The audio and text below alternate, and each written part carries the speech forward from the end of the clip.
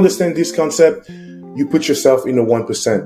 And if you can master this concept, you're in the 0.1%, right? So what I'm going to talk about today is gap exchange, but I'm going to go a lot deeper, right? You guys know I like to do the analysis. You guys know I like to break down from the offensive perspective, defensive perspective, right?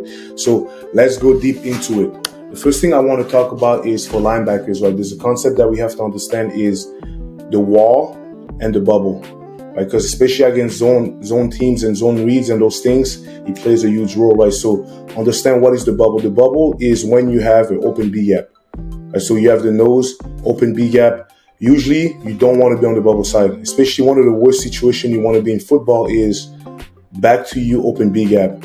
Right, because look what happens with that tackle. He has that free release on you, so it's a very tough spot to be in as a linebacker. Right, so whenever you're on the wall side, now you're more comfortable, you're more protected, and then even when it comes to the run, it's hard to be able to have that cutback, that little wind back that they have whenever it's on the wall side. When it's on the bubble side, it's easy because look what happened to the whole thing, right? He's coming down, so it's easy to have that wind back. That's what teams like to do. They like to play teams like tab, right? So you put the tackle at the back.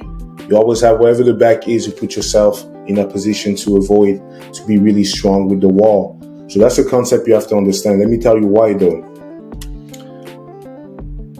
When I look at this play, to me, the person that can make the plan, tell me if I'm crazy, because this is something that with coaches that we were arguing as well, and not arguing, but really going over. So we're looking at this play, and obviously they went down the pipe, and they ended up, getting the touchdown, right? So some guys are saying the person that should make this play is the DN, defensive end right here. To me, usually when you play shuffle technique 50-50, your goal is to make sure that the quarterback doesn't keep the ball. So it's hard to ask him to make that play. He obviously needs to keep squeezing, but he also needs to make sure that the ball is hand off, right? The second person we're looking at right now is the Mike Backer, the one that we said was in a tough situation, right? He's in the bubble side and the back is on his side. Very hard position to be. So him and coaches play differently, but they want him to, hold that B gap, play that B gap. But the reality of it on teams that I've been on, what they would do with that linebacker in that position, they will line him up outside. So instead of him having that free release, he changes a little bit the angle, so he's able to play the C or the B. All that depends on what this guy is doing. Because if this guy crash, we become Sally right away. Right? So we have to understand that concept. But let's say they have you play 50-50 like a lot of teams like to do. This is a tough position. You have to be able to hold the B, but you also have to be able to play here. So it's tough. But let's talk about the wheel. Let's talk about the weak side linebacker, right? Tell me if I'm crazy. I think that he's the guy that can make the play. And I think that's what I'm trying to get to is, as a run stopper, if you're able to see this, we talked about the vision of a linebacker, right? As a run stopper, if you're able to see this, last video we talked about understanding the blocks that we have in front of you, right? We talked about doubles and we talked about single. This is a single block.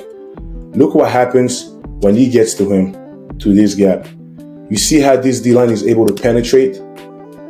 The penetration of that D-line basically erased that gap. So that A gap that he thinks he has, and I like this alignment that he did, right? Backs is away, he lines up a little bit further away, which is good because he welcomes the flow to him. But look though, he comes to him, this is his A gap is here. Do you understand that the fact that that D-line penetrated so much, that A gap is gone? So a good linebacker, I'm not saying he's not a good player. I'm saying a player that have a good vision. Right now, what he will do, shuffle, leverage with his gap. Right now, he'll rock back with the back. And he's making a play right here.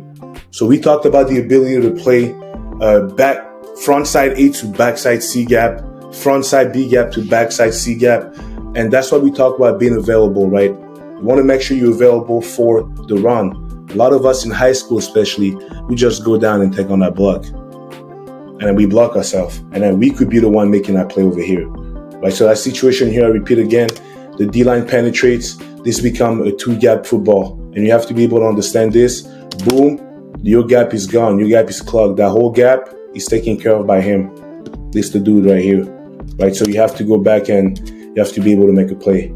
So like I said, you understand this at a young age, especially because I think I learned this in college. You understand this at a young age, you're gonna be good, and you're gonna add. And we talked about the guys in the program adding 3-4 extra tackles a game, and it's because stuff like this. They have a good understanding on run concepts. They have a good feel also, and those are things that you can apply at any level. Good job, guys.